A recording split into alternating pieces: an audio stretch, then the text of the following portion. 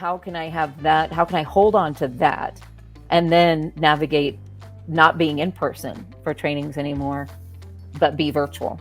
Because it's scary. Like, I don't like having my face out there. But the barrier to that was naturally broken when everyone was feeling awkward and uncertain about connecting virtually. Welcome to Education Talks. I'm David Burke. Thanks to all those people who've already subscribed to the podcast or the YouTube channel. There's a number of great guests lined up for the coming weeks, so stay tuned, subscribe and keep in touch. If you'd like to reach out to me directly, please visit my website, daveict.com. Now today's episode, Jolene Lockwood. She's a leadership consultant and coach, certified Dared to Lead Facilitator, cognitive coaching agency trainer, and experienced educator. She's a former teacher, and I had the pleasure of working with her at my first international school. It was great to catch up with her to discuss the pathway she took in her career and her current role working outside of schools. Jolene, welcome to the program. Hi, David. It's great to see you. It's great to see you. And where are you joining us from? I'm currently in the United States, and I live in the state of Wyoming with my family. So it's good to be back home, but still be able to connect to the international world. So it's great to be here.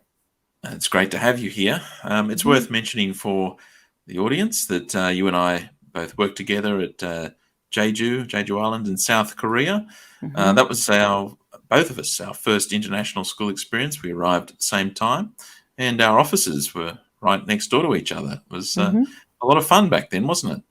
Oh, absolutely. We had a few shenanigans going on. So it was great to have a collaborative partner to be able to bounce ideas from, then off of. Yeah. So thank you for that. No, and thank you. And it's probably worth just giving an extra little plug to Jeju Island, because if people are not familiar with where it is, it's an island, pretty large island, just south of South Korea, part of South Korea.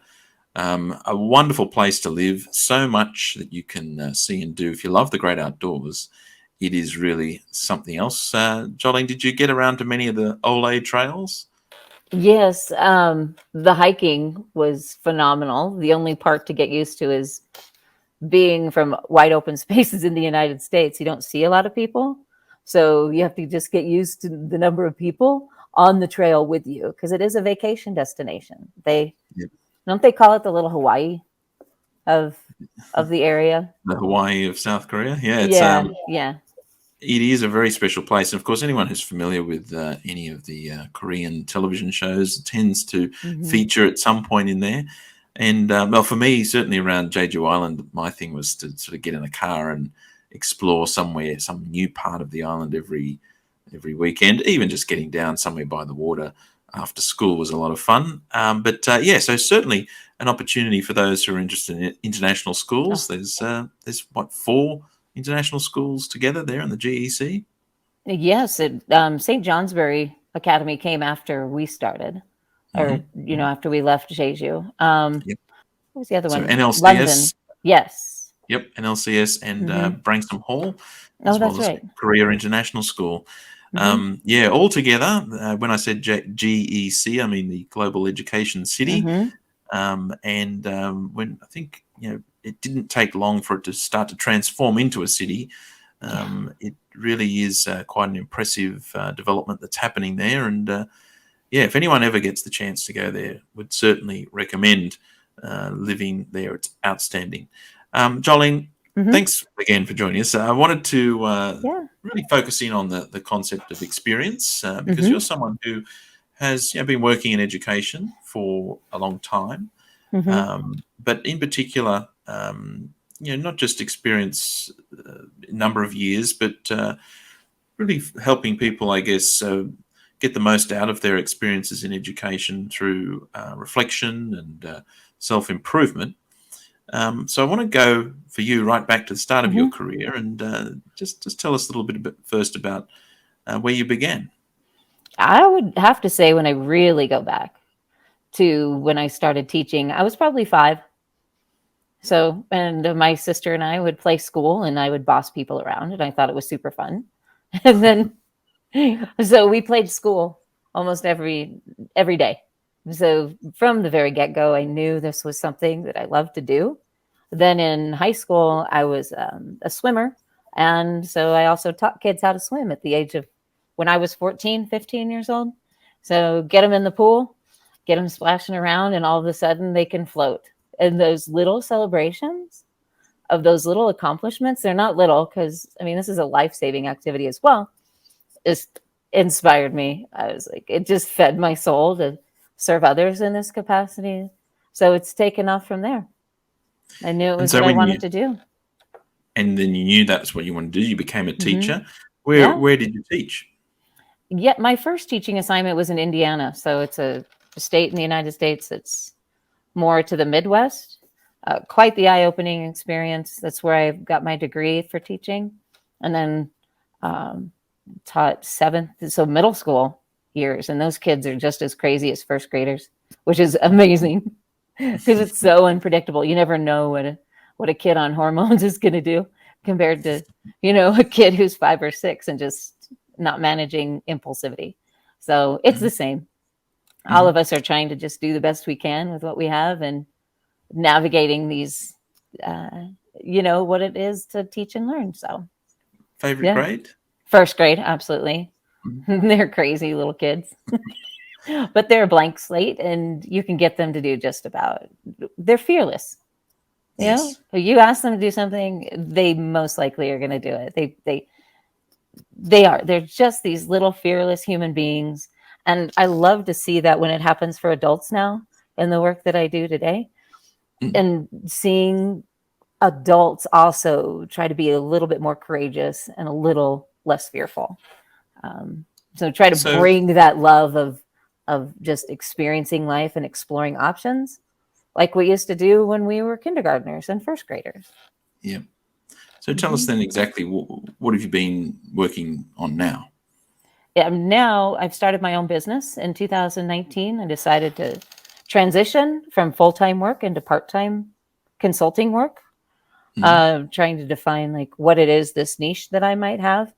And so I'm now training adults in how to live a life with courage and conviction, to Mhm. follow the passion that maybe they've conformed to society or pressures in some way that isn't true to who they really want to be. So I help them discover what is their path, what is their purpose. And it's so exciting when someone finds that, because it's been extremely fulfilling for me to feel like I'm living the life that I truly want to lead with freedom and some autonomy and new directions. So, what was it that made you decide to do this? Why did you leave schools? Yeah, so really it was my family. Parents are getting older. I'd like to be around them a little bit more. Being a little bit gives me the opportunity to not only continue to serve education and other fields, but also support my family. So it's more of a balanced life. Living internationally, it's very difficult if you have parents transitioning into retirement to help and support your family making that big life transition. So I wanted to be around more, Yep. and so I've looked for ways to make that happen. Did when this happened, did you doubt yourself? Absolutely. I still doubt myself every day, David. Every day I go, what in the world am I doing? How can I choose courage over comfort? How can I still like not be swept away by this idea of comparison when I see other people being maybe more successful with their business, really impacting a system more? It's a hard thing to fight against, saying, am I doing enough? Like, ah, but then I have to center myself and say, no, you're doing exactly what you wanted to do. So it helps me stay grounded and focused, even when there's uncertainty. Like if, having your own business, you don't have a regular paycheck. So you have to be prepared to manage Mhm. the uncertainty of that. Like, where do I get more clients? I'm terrible at sales. So I think it should just naturally happen. I have to really focus and say, no, Yep. I need to put myself out there more, be brave. And so that's why I'm here with you too, David, because there is. Give a plug, Uh-huh. cognitiveconsultancy.com. Yeah. Um, what's been the most interesting part of this new role? I think finding ways, the most interesting part. I think seeing the connection, the patterns of human behavior that Mhm. happen across all fields and all domains. So whether I'm working with Wyoming Workforce Services right now, it's a government organization that helps people get back on their feet through counseling and other supportive services when they've maybe had a setback of some sort. And so watching the same themes for the human capacity to live a life with purpose happen. So they just are expressed in a little bit of a different way from educators, but it's still the same. So the exciting part is seeing, you know, working with somebody that's the head of a big CEO organization, and training them in Dare to Lead or coaching practices, to, counselors, to just seeing the whole veterinarians, nurses, to see all across fields, everyone is struggling with the same thing. So it's not necessarily unique just to the teaching profession. So I think that's been the most interesting part, is seeing so much more about how we're all connected in so many ways. Yep. Now, you had left schools in 2019, just prior to the Mm-hmm. pandemic. Mm-hmm. So you got started before the pandemic, and how did that Yes. impact? Yeah. Good thing for me is I got to work with the Brene Brown group and was able to have a solid curriculum that's research based and internationally known, with her best Mm. selling book, Yep. to ground me in, okay, I've got the product that I need. It's already got the bandwidth out there. People know about her. So how can I have that? How can I hold on to that and then navigate not being in person for trainings anymore, but be virtual? Because it's Mhm. scary. Like, Mhm. I don't like having my face out there. But the barrier to that was naturally broken when everyone was feeling awkward and uncertain about connecting virtually. So being in it together, feeling connected with people, I think allowed us to explore ways to connect that weren't necessarily in person. And to be honest, economically, it saved me a bunch of money. I didn't have the Yeah. travel expenses. Yep.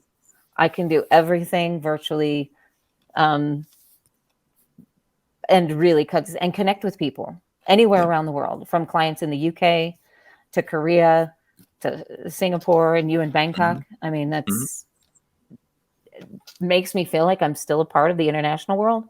even when I have to be more grounded and in one place. Yes. So, Um, does that make no, sense? certainly. Yeah.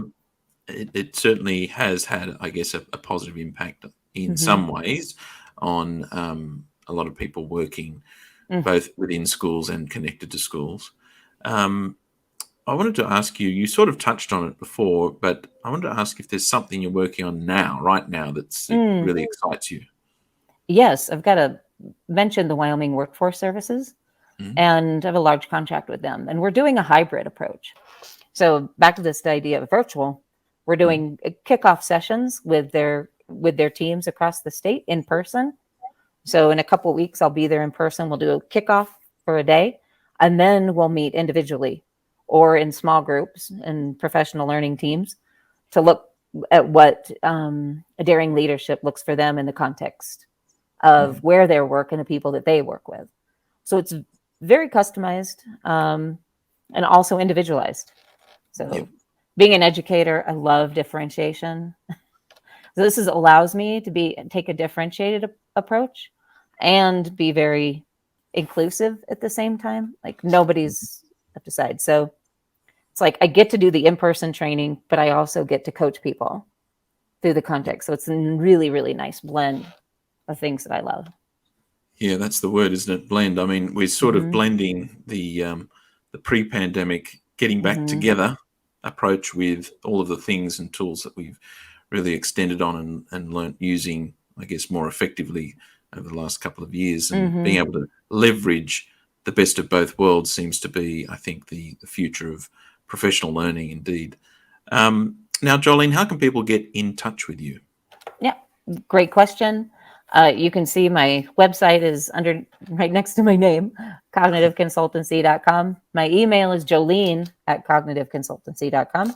Reach out to me, schedule an appointment anytime. I'm also on Facebook and LinkedIn, and we have lots of events coming up. So if you know of anybody who's interested in having some training, I'm there for you. I'll customize it. Outstanding. So look, Thanks. Jolene, it's been great to catch up, Mhm. and I hope we can catch up again soon in the future.